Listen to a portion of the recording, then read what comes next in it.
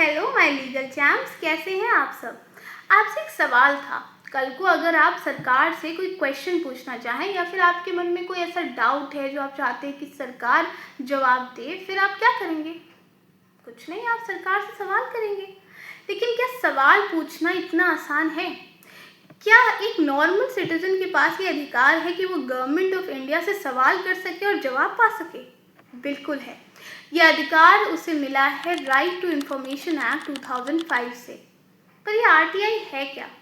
क्या है इसकी हिस्ट्री, क्या है इसके लीगल इम्प्लीकेशंस? आइए समझते हैं।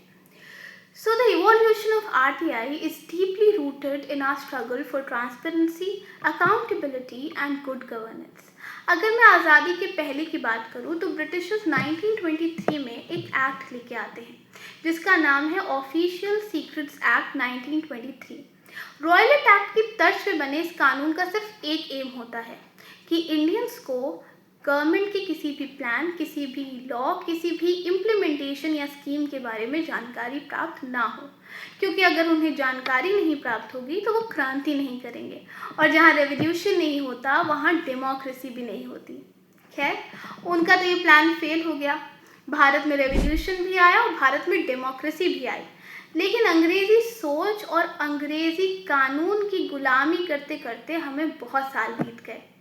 फिर आया साल 1975 और उसका एक हिस्टोरिक जजमेंट। ये जजमेंट सुप्रीम कोर्ट ने state of Uttar Pradesh versus Rajnarayan में दिया। जी हाँ, वही राजनारायण जिन्होंने कभी तत्कालीन प्रधानमंत्री इंदिरा गांधी पर चुनावी फेरबदल का आरोप लगाया था। खैर, कहानी में वापस आते हैं। इस केस में सुप्रीम कोर्ट ने ऑब्जर्व किया कि राइट टू इंफॉर्मेशन हर एक सिटीजन का फंडामेंटल राइट है and it has been guaranteed under Article 19 Clause 1 Subclause A, which is freedom of speech and expression.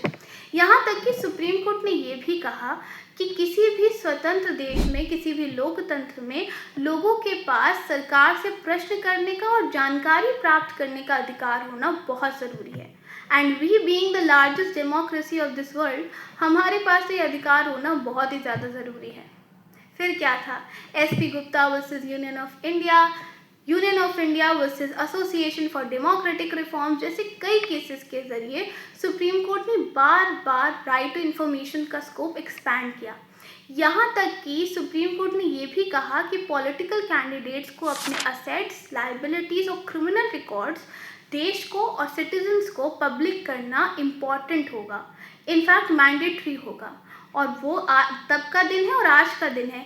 आज भी हर एक पॉलिटिकल कैंडिडेट को इलेक्शन में खड़े होने से पहले अपने criminal records, assets, liabilities public करना मैंडेटरी है, because it is not only a right guaranteed under freedom of speech and expression, it is also important for just and fair elections.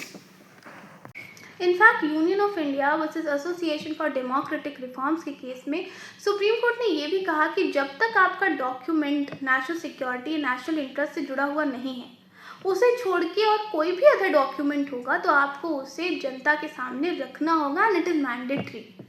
खैर, ये तो जुडिशियल एक्टिविज्म की बात हो गई, लेकिन जब भी हम अपने देश में कोई भी रिफॉर्म करना चाहते हैं तो उसमें सिर्फ और सिर्फ कोर्ट्स का रोल नहीं होता।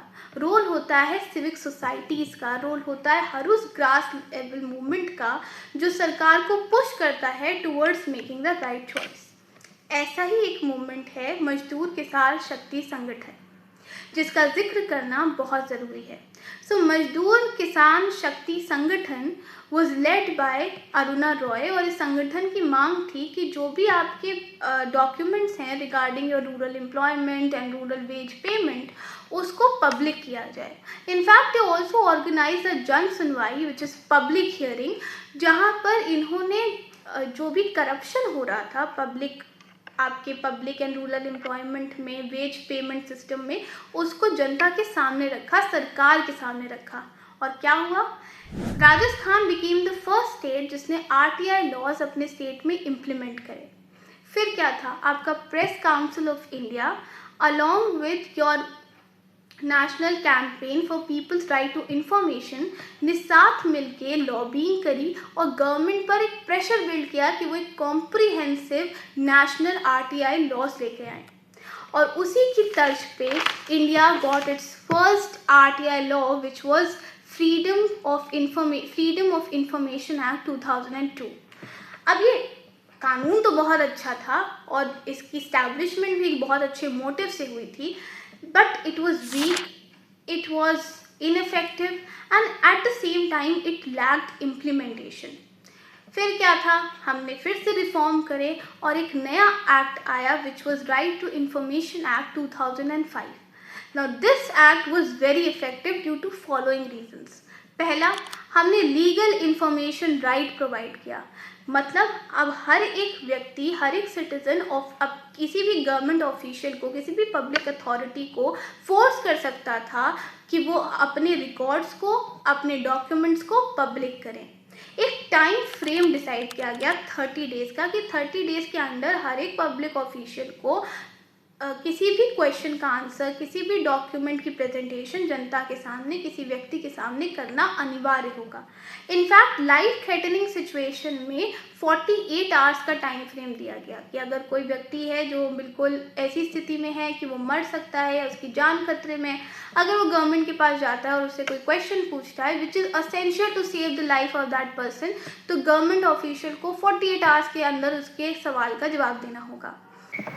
Establishment of State Information Commission and National Information Commission was also done by this act. In fact, penalties were imposed for the very first time on public officials in case they were unable to perform their duties. But 250 से लेके 25,000 तक की liability impose करी public officials पे in case वो public को उनके प्रश्नों का जवाब नहीं दे पाते हैं या फिर बार बार कहने पर भी 30 डेज के अंदर उनके डॉक्यूमेंट्स या कोई गवर्नमेंट का डेटा पब्लिक नहीं करते हैं। खैर, हमने आज के वीडियो के ज़रिए समझने की कोशिश करी that how important RTI has been to this country and how the RTI Act of 2005 has played a significant role in upholding the democratic structure of this country. I hope this video was beneficial for you all. Please subscribe to my channel. Love you all. Jai Hind, Jai Bharat.